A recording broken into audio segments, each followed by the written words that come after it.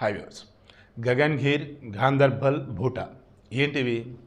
గతంలో భయంకరంగా టెర్రరిస్ట్ అటాక్లు జరిగినటువంటి ప్రాంతాలు.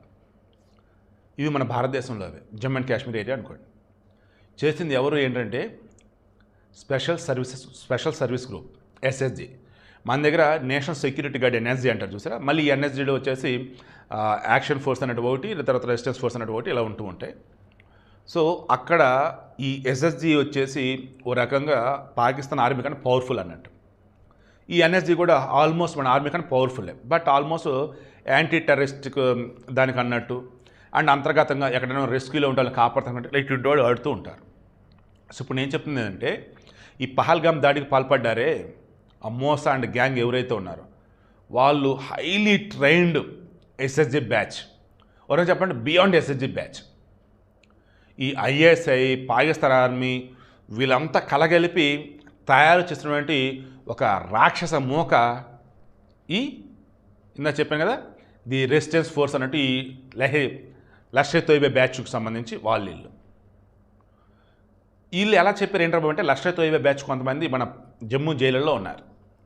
వాళ్ళ దగ్గరికి మన నేషనల్ ఇంటెలిజెన్స్ ఏజెన్సీ ఎన్ఐ వాళ్ళు వెళ్ళి అరే ఈ పహల్గామ్ దాడి ఇలా జరిగిందిరా, నువ్వు హిందువా ముస్లిం అని అడిగి మరీ చంపారా, కింద సుంతి చేసేది చూశారా, అండ్ కలమా చదివించారా, దానికి ముందు రెక్కి చేశారా, ఆర్మీ ఎక్కడ ఉందంటే దరిదాపులు బల ఆర్మీ లేని చోటకు వెళ్ళారా, అడిగి మరీ చంపారా, హిందూ అంటే చాలా వాళ్ళని ఘోరంగా చంపారా, పాయింట్ బ్లాంక్లో పెట్టి చంపారా అని అంటూ ఉంటే వాళ్ళు చంపిన వాళ్ళు మామూలు వాళ్ళు కాదు, స్పెషల్ సర్వీస్ గ్రూప్ కన్నా ఇంకా హైలీ ట్రైన్డ్ బ్యాచ్ అండి వాళ్ళు అని చెప్పేసాను. ఎలా వీళ్ళంటే వాళ్ళు చాలా తక్కువ మంది ఉంటారు, కానీ అసలు ఇంకా వారు రాక్షసులు కూడా సరిపోరు వాళ్ళ దెబ్బకి, వాళ్ళకి చంపడం మాత్రమే తెలుసు అని చెప్పేసి. అంటే వాళ్ళకు టాస్క్ ఇస్తారంట, ఇదిగో నువ్వు వీరిని చంపాలంటే ఇంక అంతే, వాడు చంపడం తప్ప ఇంకేం చేయడం అంటాడు, ఇంకా అది తప్ప ఇంకేం గుర్తుండదు అంట వాడికి. అలా ఇంకా భారతదేశంలో 15 నుంచి 20 మంది ఉన్నట్టుగా తెలిసింది. ఇప్పటికీ ఈ పహల్గామ్ దాడి పడిన టెర్రరిస్టులు దక్షిణ జమ్మూలో ఉన్నారని అంటున్నారు, దక్షిణ కాశ్మీరీలో.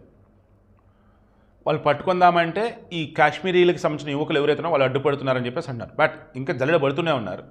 వీడి యొక్క మెయిన్ ఇంటెన్షన్ ఏంటంటే ఇటువంటి వారిని కూడా ఇంకా సానుభూతి చూపుతూ మన దగ్గర చుట్టుపక్కల కొంతమంది ఇంత దారుణంగా ఉన్నటువంటి వారిని కూడా ముస్లిం మతం మాత్రం అనొద్దు, వాళ్ళు టెర్రరిస్ట్ అంటూ కొంతమంది, లేదు మిలిటెంట్ అంటూ కొంతమంది ఇలా ఉన్నారు చూసారా. వీళ్ళని చూసి నాకు చిరాకేస్తుంది. వీళ్ళని చూస్తే ఆ టెర్రరిస్ట్ అని వీళ్ళే కదరా చిన్న ప్రమాదకరం అనిపిస్తూ ఉంది.